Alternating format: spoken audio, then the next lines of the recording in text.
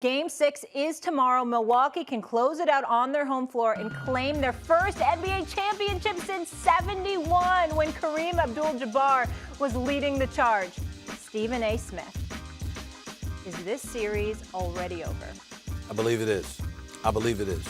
I have to be consistent with what I said prior to Game 5 on Saturday, Friday when we were on the air. I said Milwaukee's not losing Game 6. So if you're the Phoenix Suns, you need to win Game 5 so you can ultimately force a Game 7. They did not do that. And as a result, I think that the Milwaukee Bucks closed this out Tuesday night, and they end up winning their first championship since the 70s. Giannis Antetokounmpo, I just can't say enough about the guy. Still doesn't have a perimeter shot, obviously. Still struggles with his free throws. But the hard work, the dedication, the focus, the tenacity, the fact that he galvanizes guys around him and brings them together. He lifts them, he uplifts them, he doesn't tear them down. He does things that stars are supposed to do. And to consider the fact that this guy signed with Milwaukee and stayed there, got $245 million in the process, for them to acquire Drew Holiday and Chris Middleton, although they were assisted because a guy like Kyrie Irving gets hurt, because if Kyrie Irving hadn't gotten hurt, I do believe that Brooklyn would be in the finals instead of Phoenix. No question about that. But in the end, it doesn't take away from what we've seen the Milwaukee Bucks do. Chris Middleton's game, again, his mid-range game is pure. And not only that, he closes. And Drew Holiday, we always know him as an elite defender, but to have 27 points and 13 assists in that pivotal Game 5 on a road speaks volumes for him and what he brings to the table. The Milwaukee Bucks are bigger. They are stronger. They are more athletic. They are deeper. And really, it's the heroics of Devin Booker, along with contributions, whether it's CP3, Mikal Bridges, or somebody in and out. You know, that's kept this series interesting.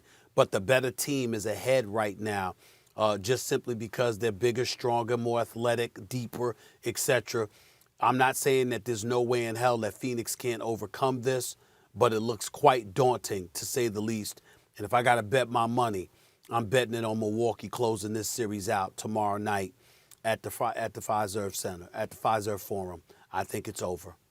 I don't think it is over. Yeah, it's possible the Bucks close them out, but it's quite possible the Suns win at Milwaukee. Look, why do I say that? I just saw them in the last two games, one at Milwaukee, one in Phoenix. I saw the game come down to the final play. I saw it come right down to the wire. I'm supposed to believe, because we talk about things like momentum in the press, the fans in the press do, even the players and the coaches do, that somehow that means that the Suns can't win. Momentum is one Phoenix play away from not existing right now in either Games 4 or Game 5. The reason the Bucks are beating the Suns at this moment is because when it mattered most, they got great play from their best players. The Suns have not. Now, maybe you're right, Stephen A., and that means that, in fact, the Bucks are better. Because with the money on the line, Giannis comes through. Middleton comes through in this series. Drew Holiday has now come through big time with his defense. And then the alley part of the U, right? I get it. Do I believe that Chris Paul and Devin Booker are incapable of that kind of play? No, I don't. Either one of those guys can take over a game. I've seen it in these playoffs. In these playoffs, they've done heroic things. They now need to do that. Someone has to do it, even if it is passing to an open Cam Johnson. But you've got to make great plays at the end of these games. That's the reason Milwaukee right now is up 3-2. Instead of the series being over, you know, or vice versa, or the Suns up 3-2. Could have easily been that way.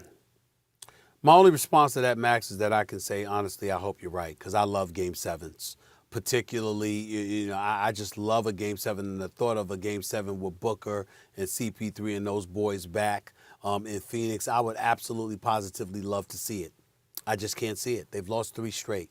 Milwaukee clearly has the momentum. And as I told you Friday, that crowd, you know, they showing the Deer Park, you know, folks outside there. They talk about 12, 15,000. No, there's about 25,000 people out there, bro. They were packed to the hilt. And it's going to be absolute hysteria and pandemonium inside the Fiserv Forum tomorrow night. I mean, I just expect a sensational environment. And Giannis, true to form, called on the fans there, talked about how big this game is going to be, probably the biggest in franchise history, clearly the biggest in the last half century. Take all of those things into consideration with the way they've been playing basketball. The fact that they've played and engaged in bully ball, that they've attacked Phoenix's depth. Then you combine that with the fact that Middleton has closed and Holiday has opened. He opens up, he's aggressive at the start of the games in terms of his perimeter shots and trying to make things happen, clearly trying to make things happen on the defensive end of the floor. You consider all of those things that we've been witnessing right now. I just feel like I find it very, very hard to believe that Phoenix is going to overcome this. Now, they can do it, and I hope they do, because, again, I would love a Game 7.